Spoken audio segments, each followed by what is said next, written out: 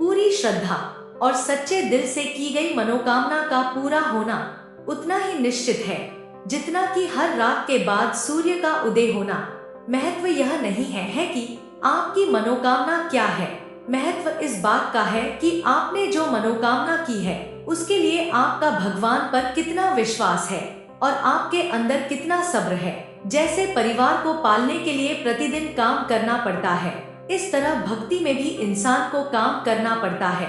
वह है निरंतर भगवान का ध्यान करना, उनके नाम का जाप करना और उन पर विश्वास बनाए रखना।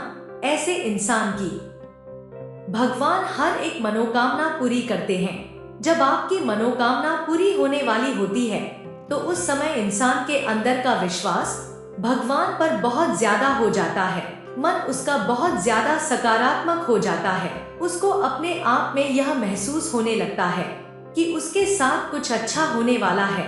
उस समय इंसान का मन भगवान की पूजा करने का होता है, भगवान को देखने का मन होता है। जब इंसान का विश्वास बहुत ज्यादा होने लगे तो उसको समझ जाना चाहिए कि उसकी मनोकामना पूरी होने वाली है। जब भगवान की कृपा आप पर होती है तो आपकी मनोकामना स्वयं ही पूरी हो जाती है। अगर आपको यह कुछ संकेत मिलते हैं तो भगवान की कृपा से आपकी मनोकामना पूरी होने वाली है। वास्तु शास्त्र में कहते हैं कि अगर लगातार आपके घर में चींटियां निकलती है तो इसका अर्थ है कि आपके जीवन में कुछ शुभ होने वाला है।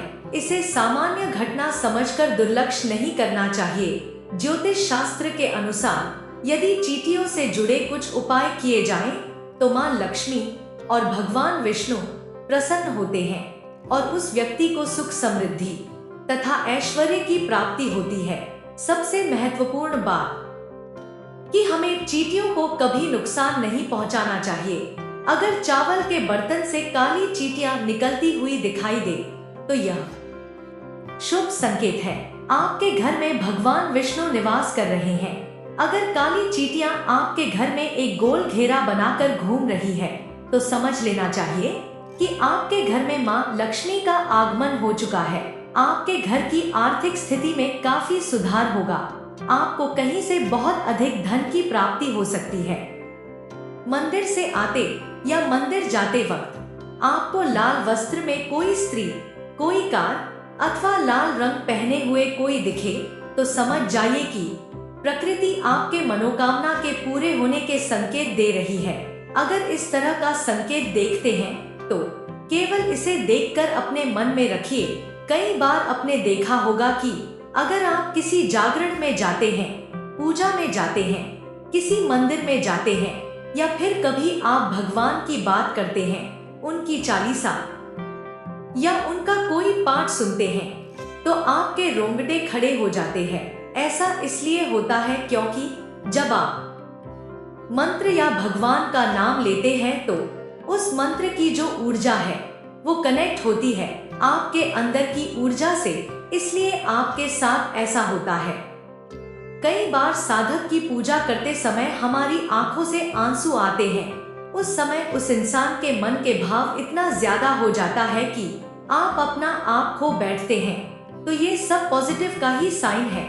कई बार लोगों का शरीर हिलना शुरू हो जाता है तो यह सब एक सकारात्मक ऊर्जा के कारण होता है, क्योंकि जो शक्ति आपके ऊपर आई है, आपके शरीर में जिस शक्ति ने प्रवेश किया है वो शक्ति एक स्थान चुनती है। वह अपने स्थान पर जाकर वह बैठती है और जिस स्थान पर वो जाकर बैठती है तो उस स्थान पर झनकार होती है। उम्मीद है यह जानकारी आपको अच्छी लगी होगी, तो वीडियो को लाइक और कमेंट कर दिया कीजिए और चैनल को सब्सक्राइब करना मत भूलिए। जय माता लक्ष्मी।